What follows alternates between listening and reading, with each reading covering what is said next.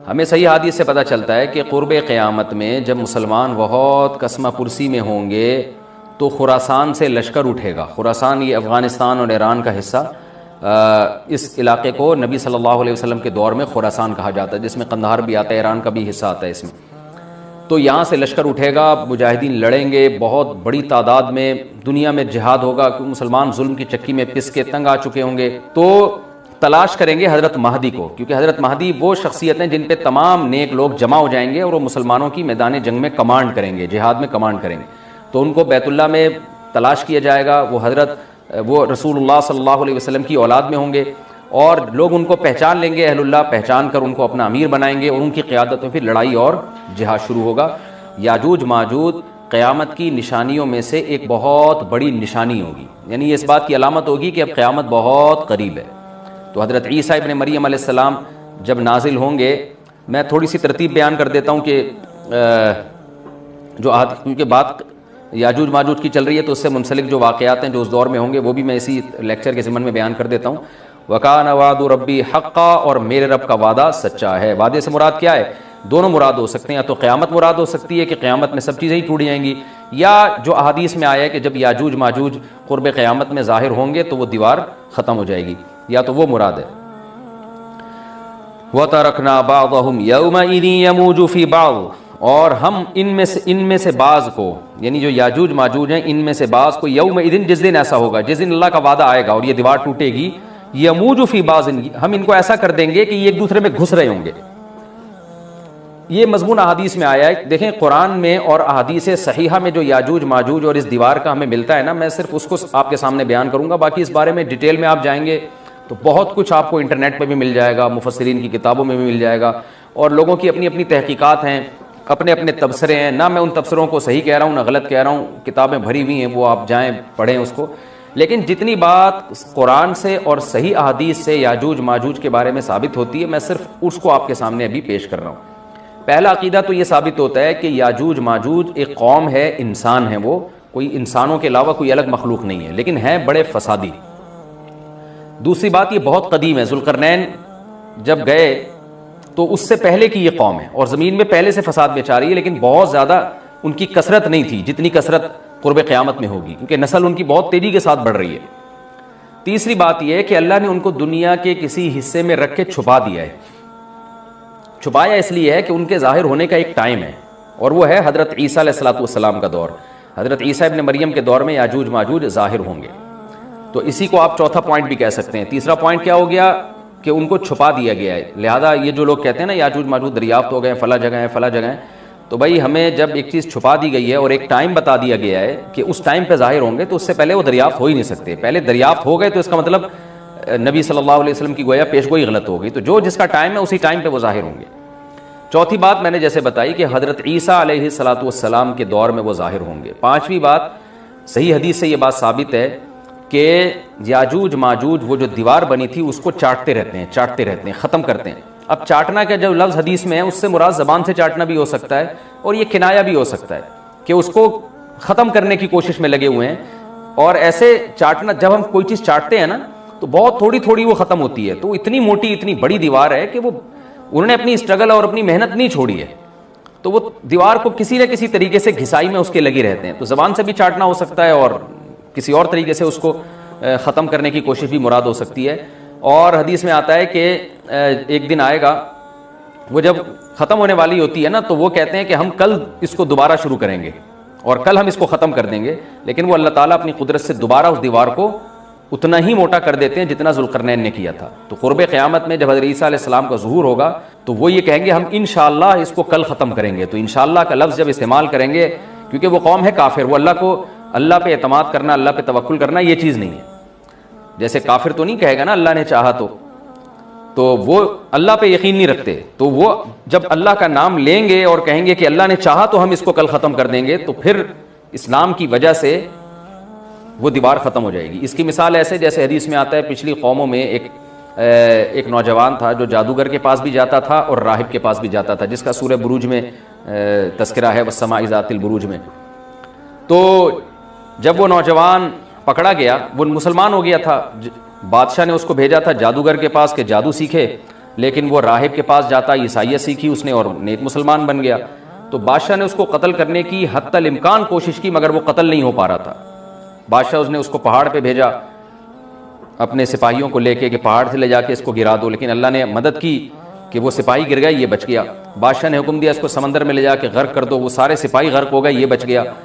تو کسی بھی طرح سے اس کی قتل کی کوششیں کامیاب نہیں ہو رہی تھیں. تو اس نے بادشاہ سے کہا کہ تو اگر مجھے قتل کرنا چاہتا ہے نا تو چوک پہ کھڑا کر کے تیر مجھے مار اور کہے کہ بسم اللہ وربی ھذا الغلام، اس نوجوان کے رب کے نام سے میں اس کو قتل کرتا ہوں. تو اللہ کا نام لے کے مجھے مارے گا تو میں قتل ہو جاؤں گا. نوجوان یہ قربانی اس لیے دے رہا تھا کہ بادشاہ جب پوری پبلک کے سامنے اللہ کا نام لے گا تو لوگوں کو یقین آ جائے گا کہ بھئی اللہ کا نام لینے سے تو کام ہو گیا، اور اللہ کا نام لیے بغیر کام نہیں ہو رہا تھا. تو جو بادشاہ اللہ کو مانتا نہیں تھا آج اس کو بھی اللہ کا نام لینا پڑا ہے. تو نوجوان نے یہ قربانی اس لیے دی کہ بادشاہ جب اللہ کا نام لے گا لوگوں کو اللہ کی ذات پہ یقین آئے گا اور لوگ مسلمان ہو جائیں گے، عیسائیت کو قبول کر لیں گے. تو اس نوجوان نے یہ قربانی دی اور بادشاہ نے اللہ کا نام لے کے جب تیر مارا تو وہ نوجوان شہید ہو گیا. اور لیکن پورا ملک مسلمان ہو گیا، عیسائیت قبول کر لی. اور سورہ بروج میں پھر اللہ نے ان کا تبصرہ کیا، ان کا واقعہ بیان کیا ان کے بارے میں کہ کیسے بادشاہ نے خندقیں کھود کھود کے پوری قوم کو جو ہے وہ جو دین سے پیچھے نہیں ہٹے ان کو کس طرح سے آگ میں پھینک دیا ان سب کو. تو اس سے پتہ چلتا ہے کہ کافر بھی بعض دفعہ جب اللہ کا نام لیتا ہے نا تو اس کو دنیاوی فائدہ ہو جاتا ہے. تو یاجوج ماجوج بھی تنگ آ کر پھر اللہ کا نام لیں گے اور کہیں گے اللہ نے چاہا تو ہم اس دیوار کو کل ختم کر دیں گے، اور بالآخر وہ دیوار ختم ہو جائے گی. پھر قرآن کے الفاظ ہیں آگے کہ جب یہ دیوار ختم ہوگی وَتَرَكْنَا بَعْضَهُمْ يَوْمَئِذٍ. اچھا ہاں میں بتا رہا تھا کہ حدیث سے کیا پوائنٹ پتہ چلتے ہیں. تو یہ 5 پوائنٹ ہو گئے. چھٹا پوائنٹ یہ کہ حضرت عیسیٰ ہی کے دور میں یہ کسی وبا کے ذریعے ہلاک ہو جائیں گے. حضرت عیسیٰ علیہ الصلوۃ والسلام یہ اتنے زیادہ ہوں گے کہ ان سے لڑنا ممکن نہیں ہوگا، جیسے کہ قرآن میں بھی آ رہا ہے وَتَرَكْنَا بَعْضَهُمْ يَوْمَئِذٍ يَمُوجُ فِي بَعْضٍ. ہم ان میں سے بعض کو بعض کے اندر گھسا دیں گے. اتنی کثرت سے ایک دوسرے میں، یعنی اب آبادی کی کثرت بہت ہوگی، ان کی گھسے ہوئے ہوں گے ایک دوسرے میں، یہ جیسے چیونٹیاں اور مکوڑے ہوتے ہیں، تو ان سے لڑنا ممکن نہیں ہوگا. تو حضرت عیسیٰ علیہ الصلوۃ والسلام لوگوں کو لے کے کوہ طور پہ چلے جائیں گے اور باقی مسلمان وہ اپنے اپنے گھروں کے اندر بند ہو جائیں گے. اور پھر اللہ کی طرف سے ایک وبا آئے گی اور اس وبا میں یہ سارے کے سارے ہلاک ہو جائیں گے. اور پھر جب ہلاک ہو جائیں گے تو اتنی زیادہ ان کی لاشیں زمین پہ ہوں گی، اتنی زیادہ کہ انسانی آبادی ان کی لاشوں سے متعفن ہونا اور بیمار ہونا شروع ہو جائے گی. ان کی لاشوں سے بدبو اٹھے گی اور ظاہر ہے انسان ہوں گے یہ، تو اس کی وجہ سے جو زمین کا ماحول خراب ہوگا. پھر حضرت عیسیٰ علیہ الصلوۃ والسلام اللہ سے دعا مانگیں گے کہ اللہ تعالیٰ ان کو کسی طرح ٹھکانے لگائے، کوئی انتظام کرے. تو پھر حدیث میں آتا ہے بارشیں ہوں گی اور سیلاب آئیں گے اور ان کی لاشیں بہہ بہہ کے پانیوں میں جا کے سمندروں میں جا کے ختم ہو جائیں گی. اللہ تعالیٰ ان کو اس طرح سے ٹھکانے لگائے گا. تو یہ یہاں تک جتنے بھی مضامین ہیں یہ صحیح احادیث سے ثابت ہیں. تو قرآن کہتا ہے وَتَرَكْنَا بَعْضَهُمْ يَوْمَئِذٍ يَمُوجُ فِي بَعْضٍ. ہم ان میں سے بعض کو بعض میں چھوڑ دیں گے، بہت کثرت ہوگی. وَنُفِخَ فِي الصُّورِ. اور پھر سور پھونکا جائے گا. قرآن میں تو یہ کہ سور پھونکا جائے گا ایسے لگ رہا ہے جیسے فوراً پھونکا جائے گا، مگر احادیث میں تفسیر ہے کہ فوراً نہیں پھونکا جائے گا. یاجوج ماجوج قیامت کی نشانیوں میں سے ایک بہت بڑی نشانی ہوگی، یعنی اس بات کی علامت ہوگی کہ اب قیامت بہت قریب ہے. تو حضرت عیسیٰ ابن مریم علیہ السلام جب نازل ہوں گے، میں تھوڑی سی ترتیب بیان کر دیتا ہوں کہ جو کیونکہ بات یاجوج ماجوج کی چل رہی ہے تو اس سے منسلک جو واقعات ہیں جو اس دور میں ہوں گے وہ بھی میں اسی لیکچر کے ضمن میں بیان کر دیتا ہوں. ہمیں صحیح حدیث سے یہ پتہ چلتا ہے، کہ قرب قیامت میں جب مسلمان بہت قسمہ پرسی میں ہوں گے تو خراسان سے لشکر اٹھے گا. خراسان یہ افغانستان اور ایران کا حصہ، اس علاقے کو نبی صلی اللہ علیہ وسلم کے دور میں خراسان کہا جاتا ہے، جس میں قندھار بھی آتا ہے، ایران کا بھی حصہ آتا ہے اس میں. تو یہاں سے لشکر اٹھے گا، مجاہدین لڑیں گے بہت بڑی تعداد میں، دنیا میں جہاد ہوگا کیونکہ مسلمان ظلم کی چکی میں پس کے تنگ آ چکے ہوں گے. اور لڑتے لڑتے حدیث میں آتا ہے اتنی بڑی بڑی لڑائیاں ہوں گی کہ 1/3 مسلمان شہید ہو جائیں گے اس میں، 1/3 مجاہدین جو لڑنے والے ہوں گے، اور 1/3 جو ہوں گے وہ میدان جنگ سے بھاگ جائیں گے، اور 1/3 کو اللہ فتح عطا فرمائے گا. تو جو 1/3 میدان جنگ سے بھاگ جائیں گے، نبی صلی اللہ علیہ وسلم نے فرمایا ان کی توبہ کبھی قبول نہیں ہوگی. جو 1/3 شہید ہو جائیں گے وہ افضل ترین شہداء ہوں گے اس وقت کے، اور 1/3 کو اللہ تعالیٰ غلبہ عطا فرمائیں گے. ایک واقعہ تو ہمیں قرب قیامت میں نبی صلی اللہ علیہ وسلم سے یہ ملتا ہے صحیح حدیث سے. دوسرا ہمیں یہ ملتا ہے کہ قرب قیامت ہی میں مسلمان قسمہ پرسی کا شکار ہوں گے تو تلاش کریں گے حضرت مہدی کو، کیونکہ حضرت مہدی وہ شخصیت ہیں جن پہ تمام نیک لوگ جمع ہو جائیں گے اور وہ مسلمانوں کی میدان جنگ میں کمانڈ کریں گے، جہاد میں کمانڈ کریں گے.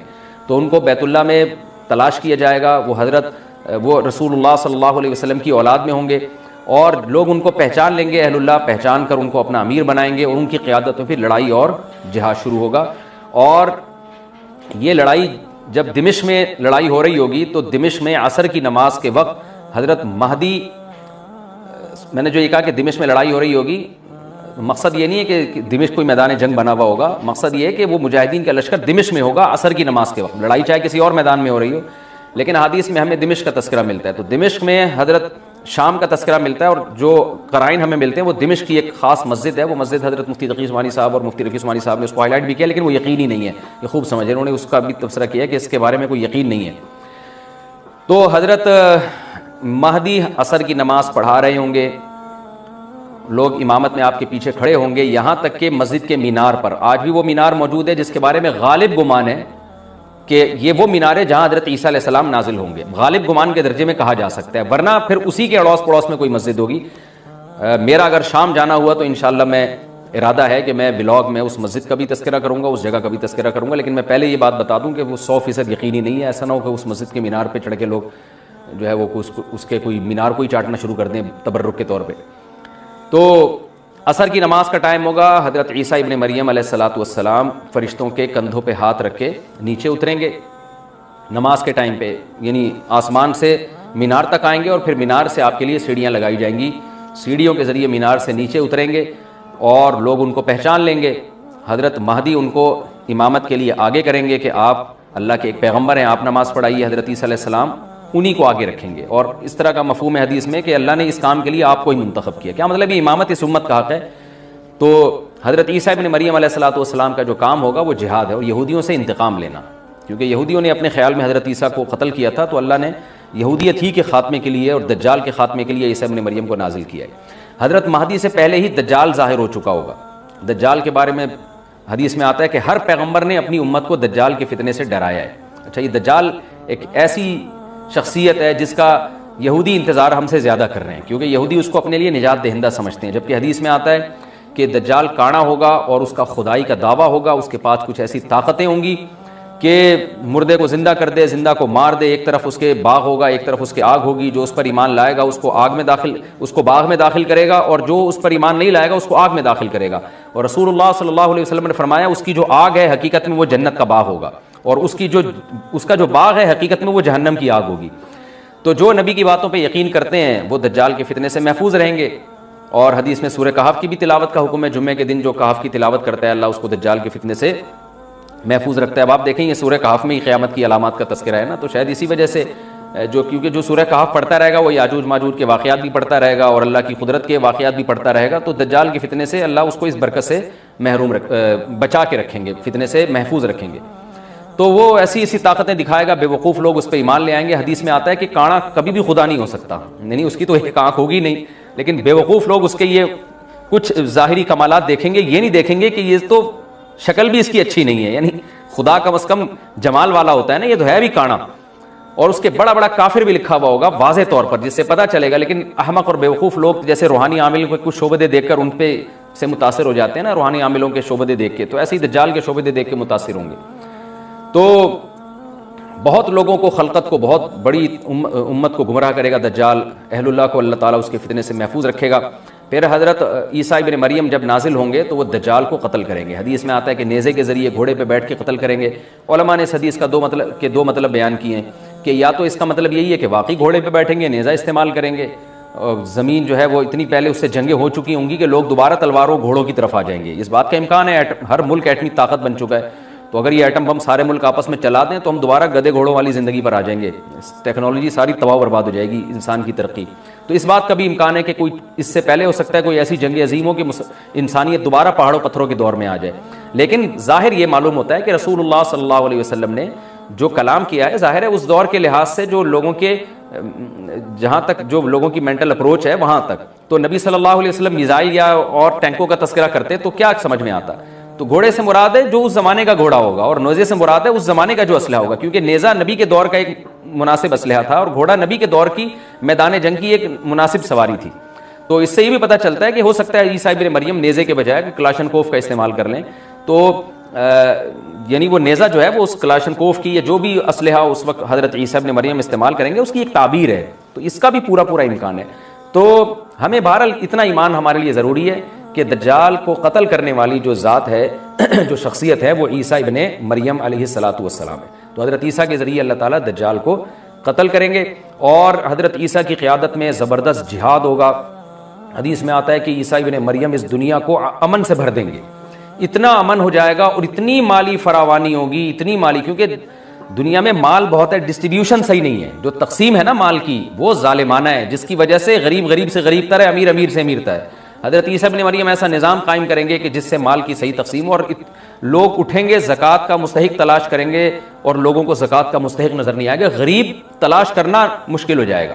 یعنی ایک آدمی، حدیث کے مفہوم ہے کہ زکوٰۃ لے کے گھومتا رہے گا اور اس کو کوئی غریب نہیں ملے گا، اتنی مالی فراوانی ہو جائے گی. پھر ترمذی کی روایت میں آتا ہے کہ اللہ کی طرف سے برکتیں ایسی نازل ہوں گی کہ بڑے بڑے انار پیدا ہوں گے، بڑے بڑے انگور پیدا ہوں گے، زمین اپنی برکتیں کھول دے گی.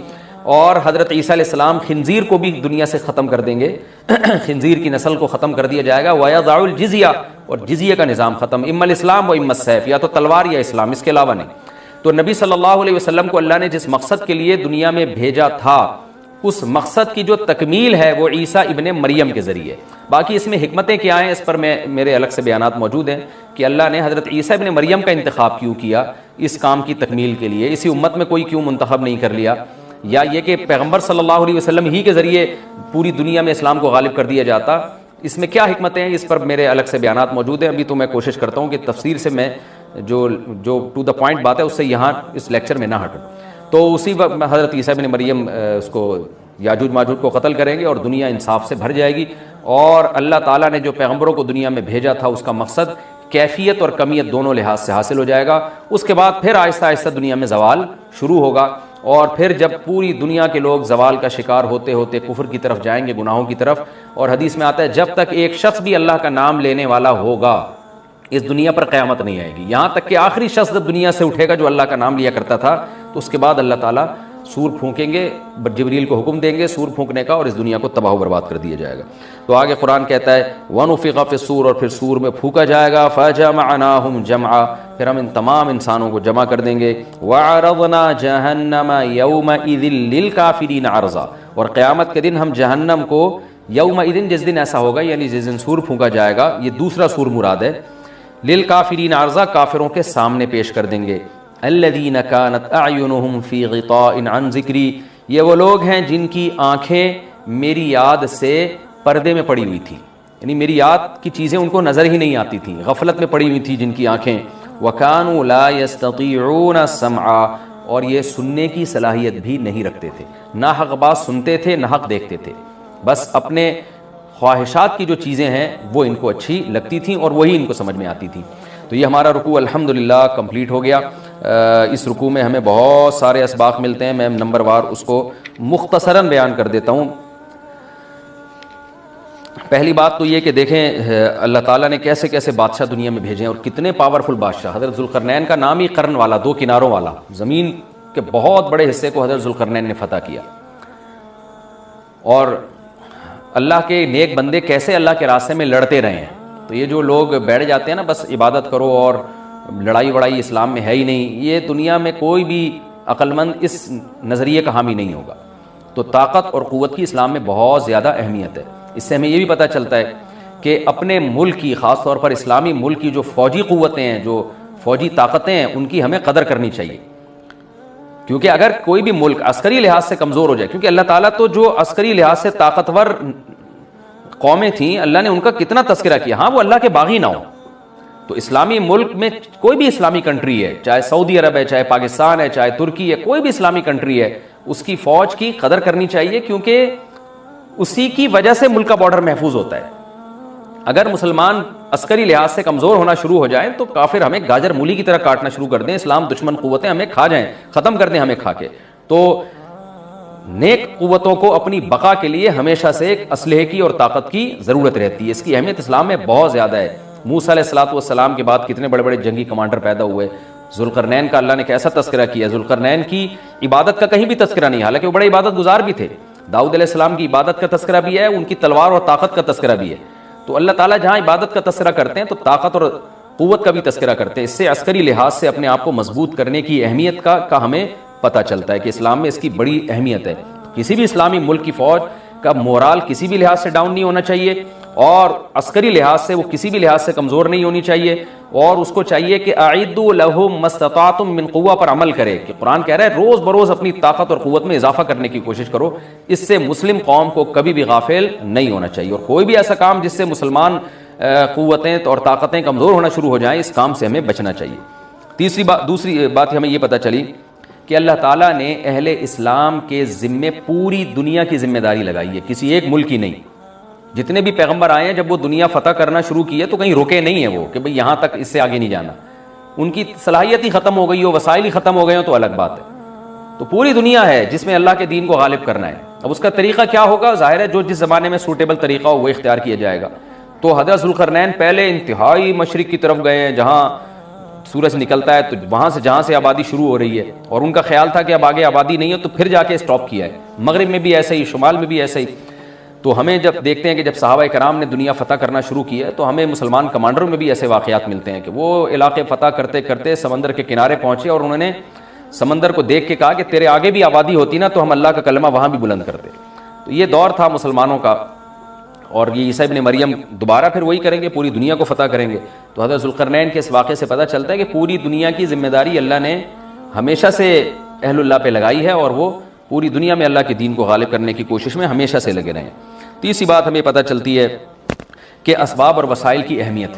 حضرت ذوالقرنین نے جب اتنا پہاڑوں کے بیچ میں اتنا یعنی لوہے کی پلیٹیں لگا کے تانبا پگھلا کے آہنی دیوار بنائی ہے تو خوش ہوئے ہیں, ھذا رحمت من ربی, یہ میرے رب کی رحمت ہے. تبھی تو اللہ کا شکر ادا کیا نا, خوشی پہ شکر ادا کیا جاتا ہے.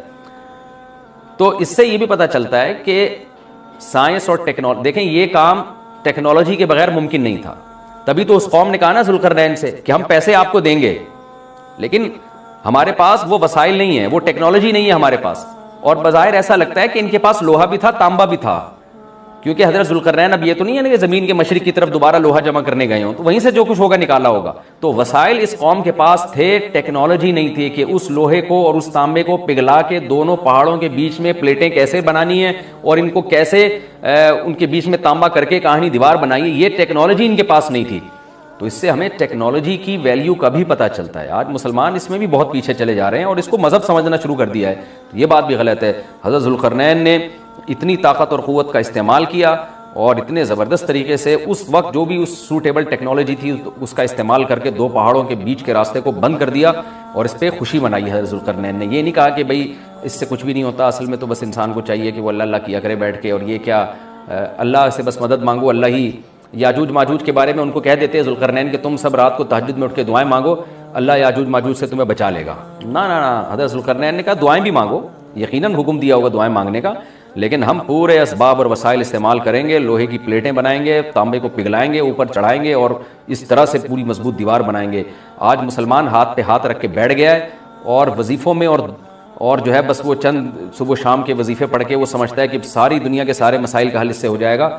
ایسا نہیں ہے, آپ کو بہت زیادہ ترقی کرنی ہے, بہت زیادہ اسباب و وسائل میں آپ کو غیر مسلموں سے آگے نکلنا ہے. جیسے کہ قرون اولیٰ کا مسلمان نکلا تھا, تبھی اللہ نے اس کے لیے دنیا میں فتوحات کے دروازے کھولے تھے. تو اللہ ہمارے لیے فتوحات کے دروازے جبھی کھولے گا جب ہم عبادت کے ساتھ ساتھ سائنس اور ٹیکنالوجی کے میدان میں بھی آگے بڑھنے کی کوشش کریں. اور ہمیں قرب قیامت کی علامتیں بھی اس رکوع میں پتہ چلتی ہیں. ہمارا رکوع کمپلیٹ ہوا.